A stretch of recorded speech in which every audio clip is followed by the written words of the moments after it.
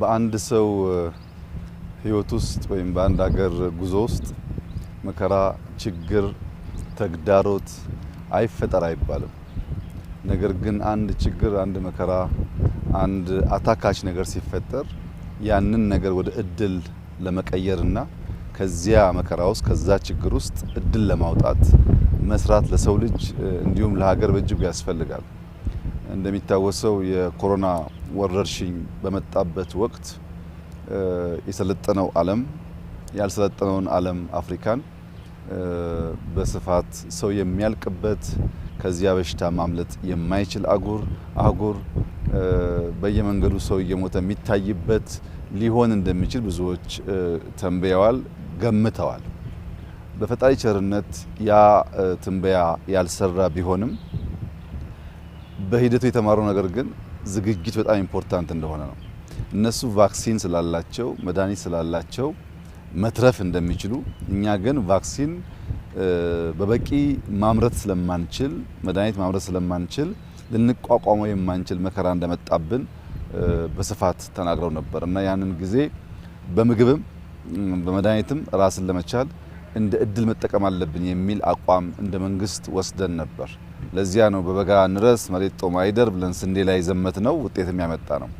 የስንዴው ቶሎ ታየ እንጂ በመድኃኒትም መሰል እርምጃ ተወስዷል። ያኔ ኮሮና ሲመጣ ኢትዮጵያ ለሀገር ውስጥ ፍጆታ ማምረት የምትችለው መድኃኒት 8% ብቻ ነበር እና በቂ መድኃኒት ማምረት አንችልም፣ ወይ ለምንን ወይ ገዝተን ነው የምናመጣው። ሻጮች ደግሞ በነበረው ችግር መድኃኒት ያዝ አድርገዋል። ፕራይቬት ሴክተሩን ደግሞ መታችሁ እኛ ጋር አምርቱ ስንል በወቅቱ እምብዛም ፍላጎት አልነበረም። ያ ጉዳይ የፈጠረው ቁጭት መድኃኒት ላይ በበቂ አምርቶ የራሱን ፍጆታ የማይሸፍን ሀገር፣ ልብስ በበቂ አምርቶ የራሱን ፍጆታ የማይሸፍን ሀገር፣ ምግብ በራሱ አምርቶ የራሱን ፍጆታ የማይሸፍን ሀገር እንደ ሀገር ሉዓላዊ ሀገር ነኝ ብሎ መቀጠል አይችልም። ምግብ፣ ልብስና መድኃኒት በጣም ቤዚክ ነው። መኪና ሊቀር ይችላል፣ አውሮፕላን ሊቀር ይችላል፣ ምግብ ግን ሊቀር አይችልም። እነዚህ ሶስቱ ላይ ጠንክረን እንስራ የሚል እቅድ ነበረን። በልብስም በጣም ሰፊ ርቀት ተኪዷል። በምግብም የሚታወቅ ነው። የመድኃኒትን ብቻ ብንወስድ ግን ያኔ የነበረው 8% ዛሬ ኢትዮጵያ ለሀገር ውስጥ የሚያስፈልጋትን መድኃኒት 44% አመርታለች። በዚህ አመት ብቻ በሚቀጥለው ሳምንት 2 ሳምንት የሚመረቁ ፋብሪካዎች ስላሉ በዚህ አመት ከ50 እስከ 55% እንደርሳለን።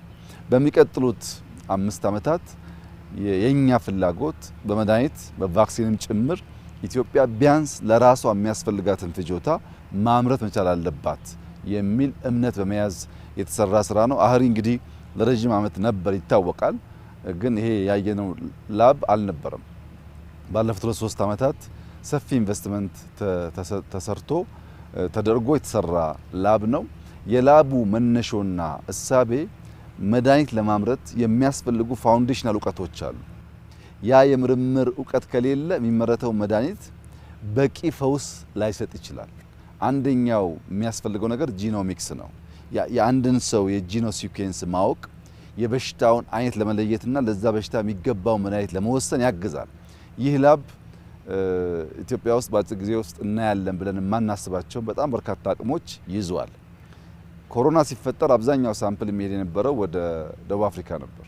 አሁን ሙሉ በሙሉ ለጂኖ ሲኩዌንሲንግ የሚያስፈልጉ እውቀቶች በመሳሪያም በሰው ኃይልም እዚህ ቦታ ስለሚገኝ ማንም መድኃኒት አምራች ሀገር ለኢትዮጵያውያን የሚያመርተው መድኃኒት ከማምረቱ በፊት የኛ የጂኖ ሲኩዌንስ ምን መልክ እንዳለው ለማወቅ በቂ መረጃ ማግኘት ይችላል። ከዚያም በተጨማሪ ቅድም እንዳያችሁት ከ2 ሚሊዮን ያላነሰ ሳምፕል መያዝ የሚችል ላብ ገንብተዋል። ሳምፕል በጣም ወሳኝ ነገር ነው። ብዙ ሳምፕል ካለ በዛ የድግግሞሽ ጥናት ነው የአንድ ሰው በሽታ የሚለየውም ለዛ ፈዋሽ መድኃኒት የሚፈጠረው። ያን ለማድረግ ላቡም የምርምር አቅሙም የጂኖ ሲኩዌንሱም በከፍተኛ ደረጃ የኢትዮጵያን መድኃኒት የማምረት ቫክሲን ማምረት አቅም የሚያሳድግ ነው። እንዳያችሁት በዘመናዊ ቴክኖሎጂ ብቻ ሳይሆን የእንስሳት ለምሳሌ አይጥ በመጠቀም የቲቪ በሽታን የመለየት ስራ ይሰራሉ። የምርምር ሂደቱ ሳይንስንም ሎካል ካፓሲቲን ታሳቢ ያደረገ ነው። ይሄ ደግሞ ከነሱ ፊልድ ወጥቶ ሌሎችን ፊልዶች ለማገዝ በእጅጉ የሚያግዝ ነገር ነው።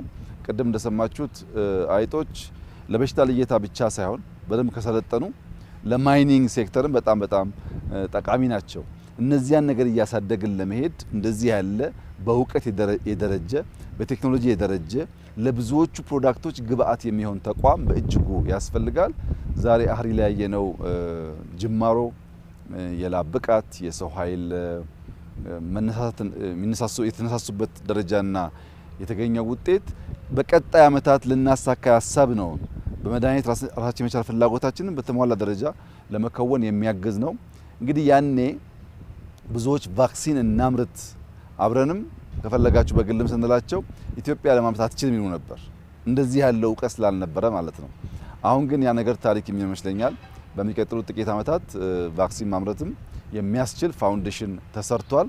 ቫክሲንም ታብሌትም እናመርታለን።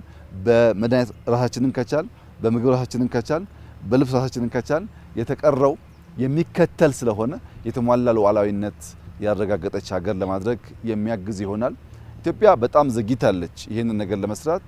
ይሁን እንጂ ግን አሁን ያለንበት ደረጃ አጭር ጊዜ ስለሆነ ሙከራ የተደረገው ተስፋ ሰጪ ነው። እንግዲህ ኮሮና ጣጣ ብቻ ሳይሆን እንደዚህ ያለውን ቁጭት፣ እንደዚህ ያለውን እውቀት፣ እንደዚህ ያለውን ስራ በሀገራችን ለማስጀመርም እድል ሰጥቷል ማለት ነው እና በድምሩ የተሰራው ስራ በጤና ሚኒስቴር፣ በአህሪ ማኔጅመንት፣ ሪሰርቸሮች እዚህ ቦታ ያየነው የላቡ ቴክኖሎጂ ብቻ ሳይሆን ጽዳቱም ላንድስኬፑም እጅግ ማራኪ ስለሆነ ይህ ነገር እንዲቀጥል እንዲበረታና ለላቀ ውጤት እንድንበቃ አደራ ማለት እፈልጋለሁ። እንበርታ፣ እንስራ፣ ወደ ገበያ እናውጣው።